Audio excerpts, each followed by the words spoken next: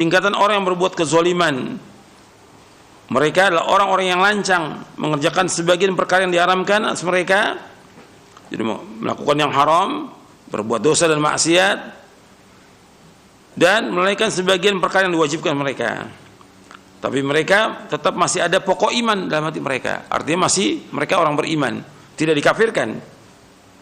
Mereka melaksanakan, artinya mereka melanggar dengan mengerjakan perbuatan yang diharamkan, dan mereka juga melalaikan yang diwajibkan mereka.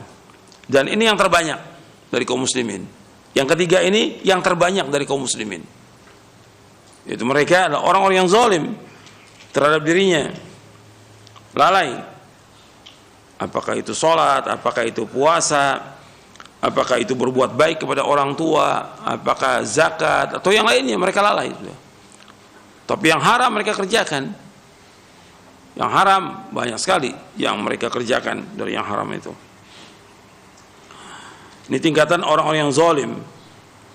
Dan sudah kita bahas bahwa iman itu bertambah dan berkurang. Jelas orang-orang yang zalim ini, dia berbuat maksiat, dia akan terus berkurang imannya. Jadi iman seperti di poin 5, iman dapat bertambah dengan ketaatan hingga mencapai kesempurnaan. Di poin yang kelima, dan dapat berkurang karena kemaksiatan hingga sirna dan tidak tersisa sedikit pun juga. Artinya terus dilakukan maksiat sampai dia keluar dari agama ini. Dan bisa seperti itu orang, karena kan terus berkurang. Setiap orang berbuat dosa, dia akan berbuat dosa yang lainnya, dan terus seperti itu. Kalau antum baca buku yang bagus berkaitan dengan masalah ini, bukunya Al-Imam Ibnu Qayyim, Ad-Da' Wad-Dawa, antum baca. Kalau pelajar, para ustadz, baca yang bahasa Arabnya. Kalau yang belum bisa bahasa Arabnya, baca bahasa Indonesianya, ada judulnya Ad-Da' Wad-Dawa, sudah terjemahkan bahasa Indonesia. Antum baca manfaat itu. Jadi bagaimana tentang penyakit dan obatnya. Dosa-dosa itu adalah penyakit. Penyakit harus ditinggalkan, kalau enggak rusak nanti.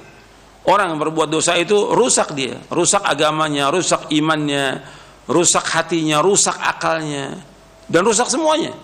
Gitu. Berbahaya itu. Dan juga orang yang berbuat dosa itu tidak akan berkah dia umurnya. Orang yang berbuat dosa itu pengaruh kepada tubuh luar biasa. Di dalam kitab Al-Istiqamah oleh Syekhul Islam Ibn Taimiyah rahimahullah,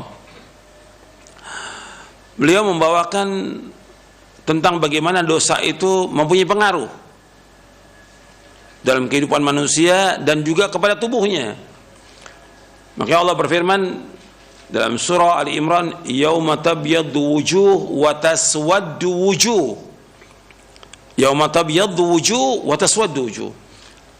Pada hari yang muka itu berseri-seri putih muka mereka, dan pada hari itu juga yang muka itu hitam.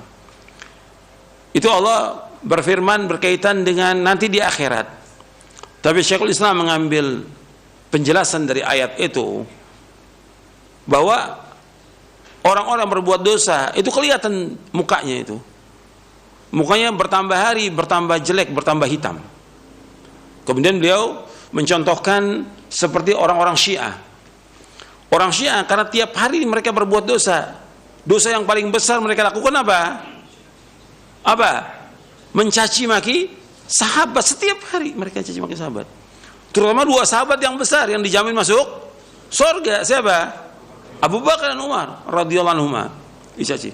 Makanya kata Syekhul Islam, bisa antum lihat mukanya itu tambah jelek, tambah hitam. Itu terbukti dari zaman dulu sampai sekarang. Jadi orang kalau berbuat dosa itu punya pengaruh kepada wajahnya, pengaruh kepada hatinya, pengaruh kepada akalnya. Maka ada orang-orang yang seperti tadi Syiah itu, rata-rata mereka itu di akhir hayatnya gila mereka. Gila. Karena apa? Dosa itu punya pengaruh kepada hati. Dosa punya pengaruh kepada akal. Untuk perhatikan tuh. Di akhir hayatnya gila dia rata-rata. Siapa aja orang berbuat dosa besar atau anak yang durhaka pada orang tuanya, itu terus lama kelamaan itu menjadi orang gila dia.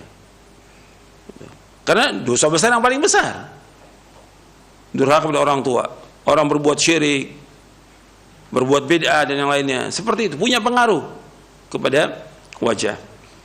Itu dijelaskan oleh Syekhul Islam dalam kitabnya Al-Istiqamah. Ibnu Qayyim juga menjelaskan dalam kitabnya Ad-Da' wad Dawa.